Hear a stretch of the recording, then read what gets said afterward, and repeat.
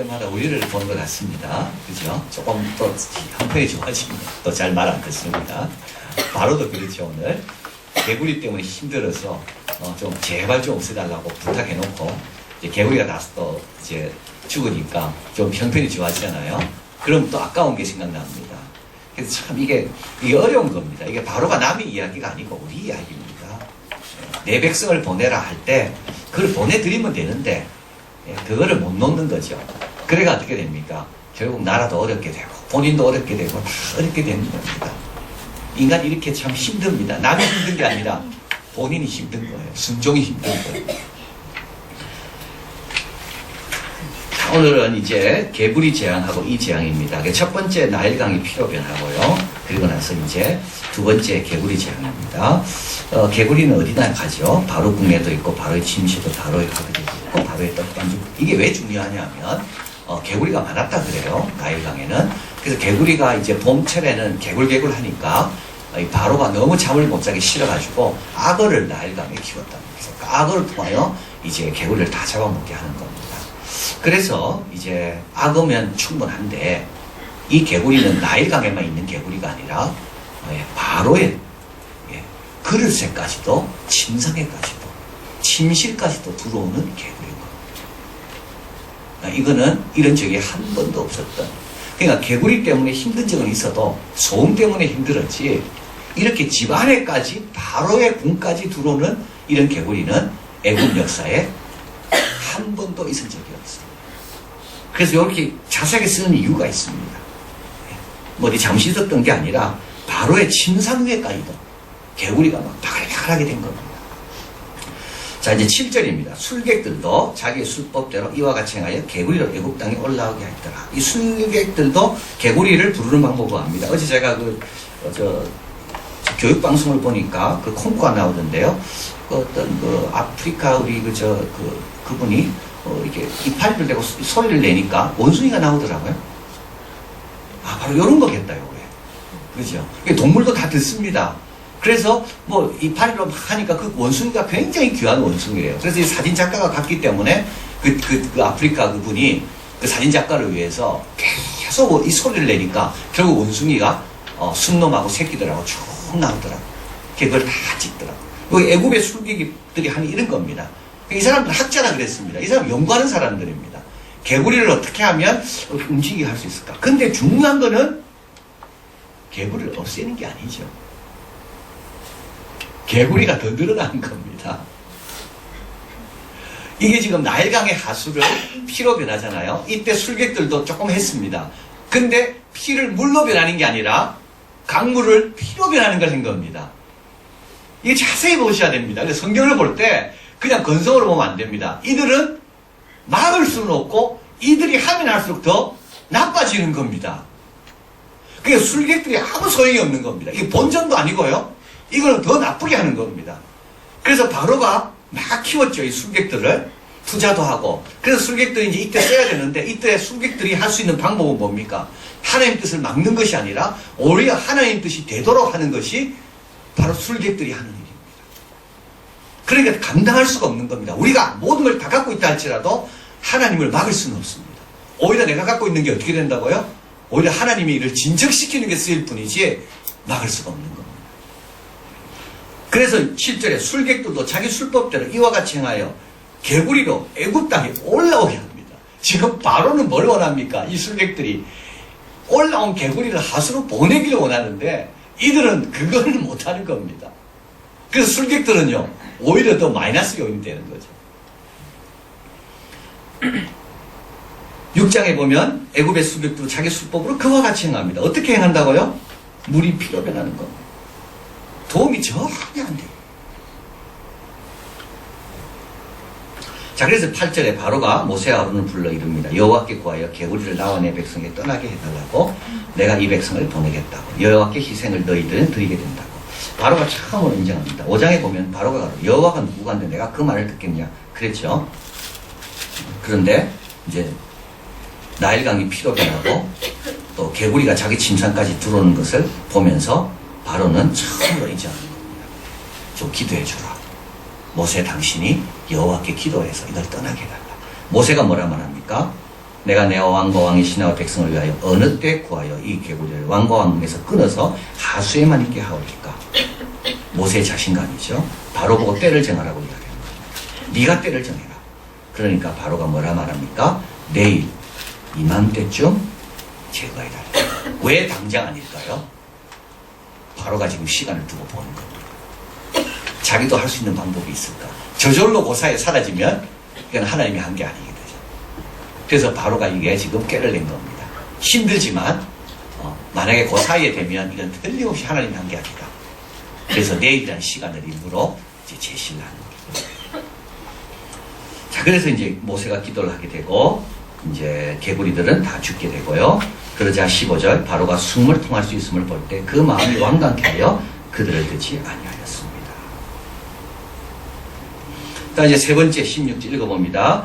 여호와께서 모세에게 이르시되 아론에게 명하기를 내 제사장을 들어 땅에 티끌을 치라 하라. 그것이 애고 온 땅에 이가 되리라. 티끌도 채찍이 될 수가 있다. 하나님의 전통에는 많은 화살을 갖고 계십니다. 개구리도 끝이 아닙니다. 이 티끌이 뭐가 됩니까? 이가 됩니다.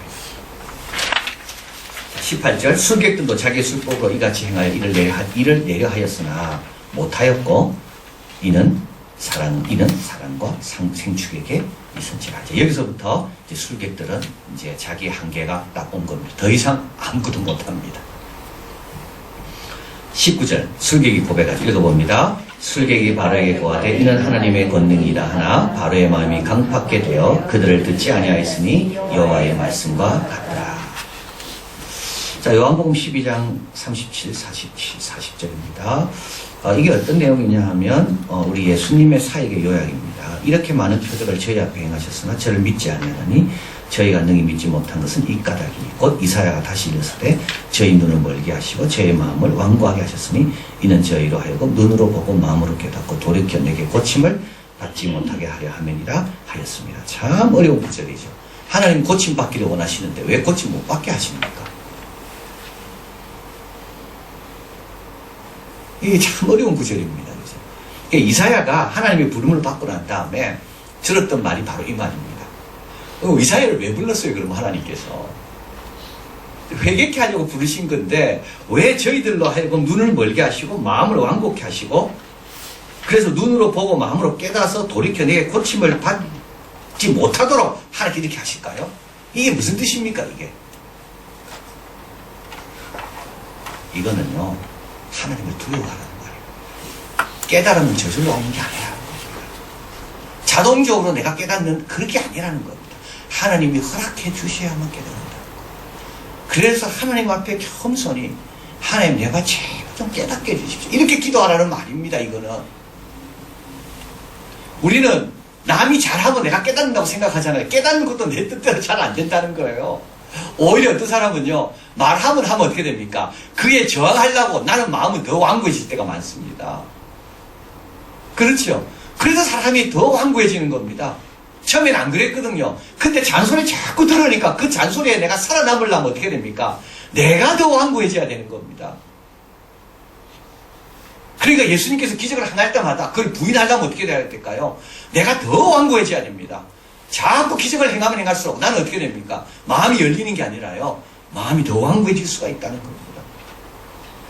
그래서 예수님께서 말씀하잖아요. 나로 인하여 실족하지 않는 자는 복이 있다고요. 그 말은 뭡니까? 어떤 사람은 실족합니다. 예수님 때문에 마음이 더 완고해집니다. 왜냐하면 그걸 부인해야 되니까. 그걸 받아들이기가 너무 싫으니까. 그러니까 어떻게 됩니까? 계속 자기는 자기 변명, 자기 합리화로 점점 더 담을 더 깊게 쌓는 겁니다.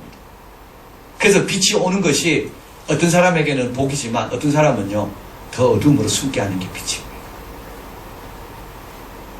그러니까 이 지금 술객들은 인정하잖아요. 근데 바로는요 인정하지가 않습니다.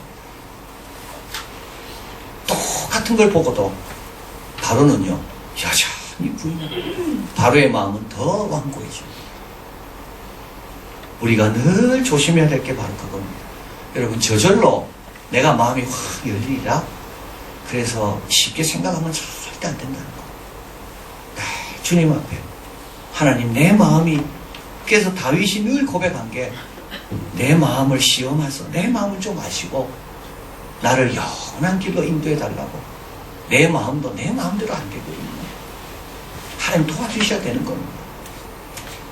자, 여기 이제 교훈이 있습니다. 이 두 가지 재앙을 통해서 사람은 조금씩 변화되죠. 두 번째 재앙 이후 바로는 하나님을 인정합니다. 세 번째 재앙 이후 술객들을 인정합니다. 한 번에 하나씩입니다.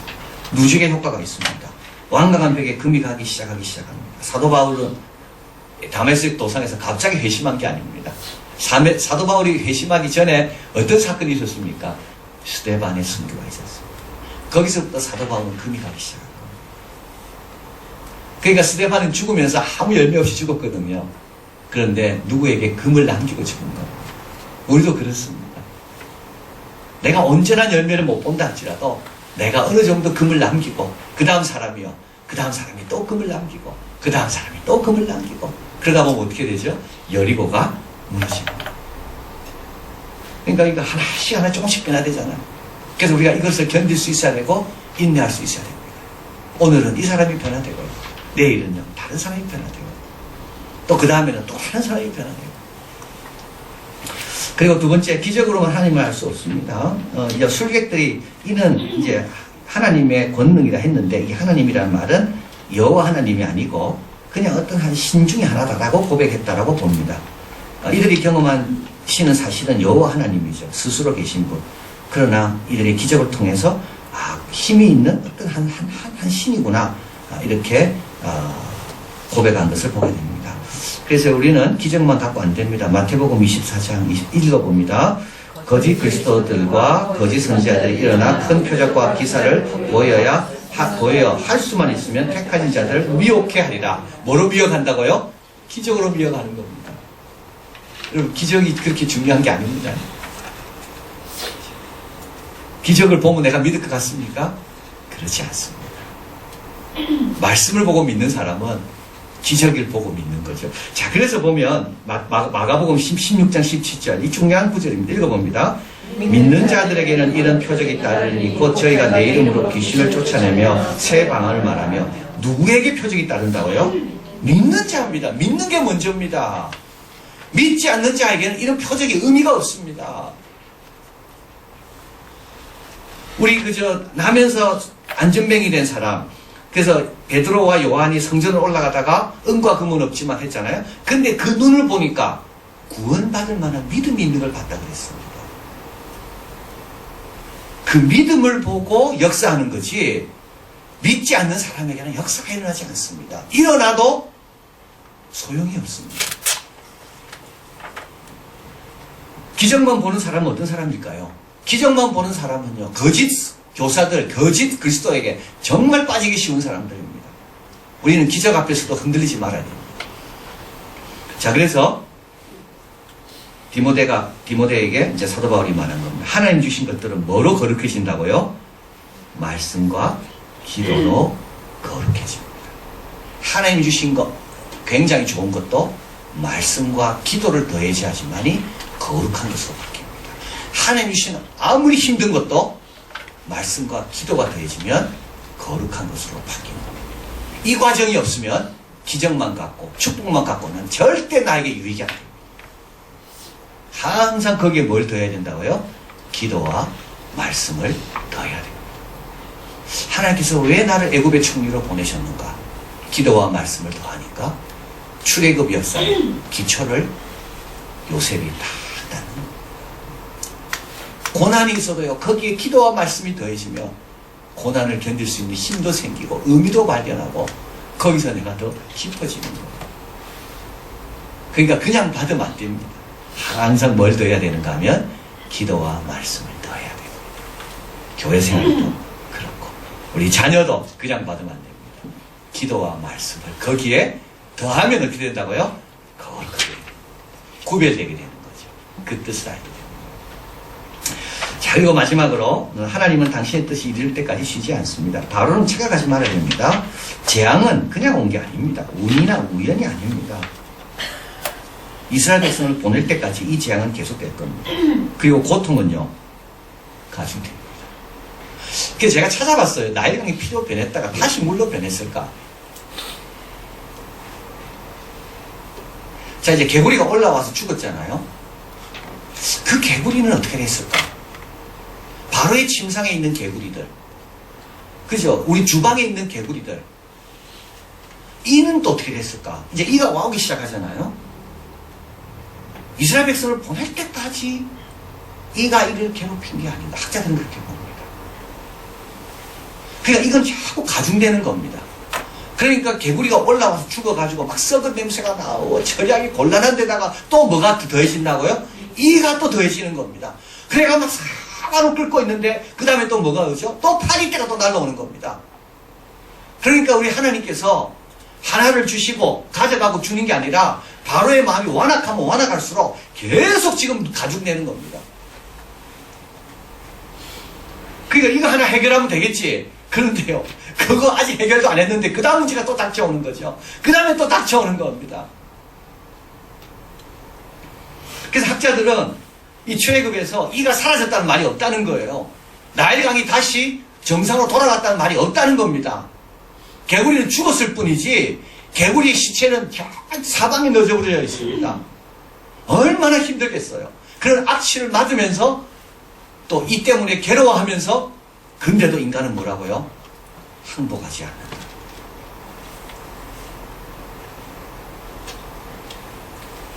시편 이사야 1장 6절 너희가 어찌하여 매를 더 맞으려고 더욱 패역하느냐. 나에게 오면 너희 죄가 주먹 같을지라도 흰눈처럼 내가 된다.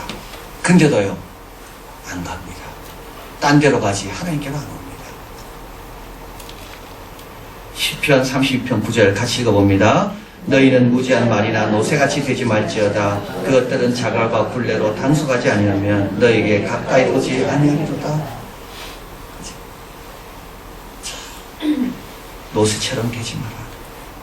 자갈과 굴레로 꼭 단속에만 오는 그런 사람이 되지 마라. 나를 사랑해라 이 말입니다. 나를 사랑하고 겸손하고 즐거이 순종하고. 요한계시록도 똑같은 말씀이 나옵니다. 11장 둘째 화는 지나갔으니 끝이 아닙니다. 보라 셋째 화가 속히 이루는도다. 숨통 좀 튀었다고 안심할 일이 아니거든요. 언제까지요? 백성을 보낼 때까지요. 그래서 하나님께서 미리 말씀하시는 이유가 있습니다. 하나님은 이런 거 주기 싫어하십니다. 그래서 모세를 보내서 말씀하셨잖아요. 보내라고. 근데도요 하나님 말씀을 우습게 여기는 거죠.